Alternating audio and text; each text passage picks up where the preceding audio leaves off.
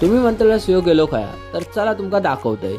तर नमस्कार मंडळी, स्वागत आहे तुमचं एका नवीन व्हिडिओमध्ये। आणि आज तुमका मी माझ्यासोबत फिराक घेऊन जाते। तुम्ही व्हिडिओ बघा आणि एन्जॉय करा।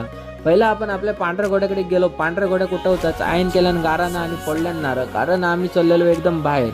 माझ्या पांढऱ्या घोड्याक भूक लागलेली म्हणून गेलो त्याचा पोट भरत। पांढऱ्या घोड्याक म्हटलं काय ते एकदमच पोट भरून घे।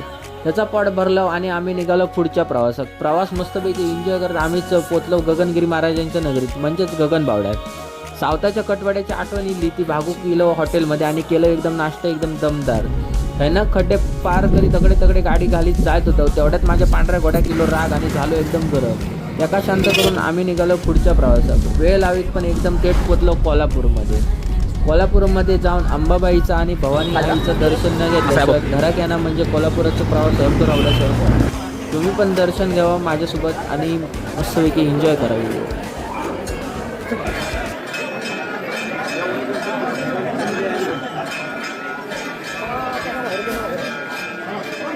दर्शन घेऊन झाल्यावर माझ्या एक आठवला बाजारात माशा आणूक पिशवी नाही, ती गेली परभणीकडे घेऊ। थैना यायचं काम होतंच, आम्ही निघालो ज्या कामा केलं होता करू।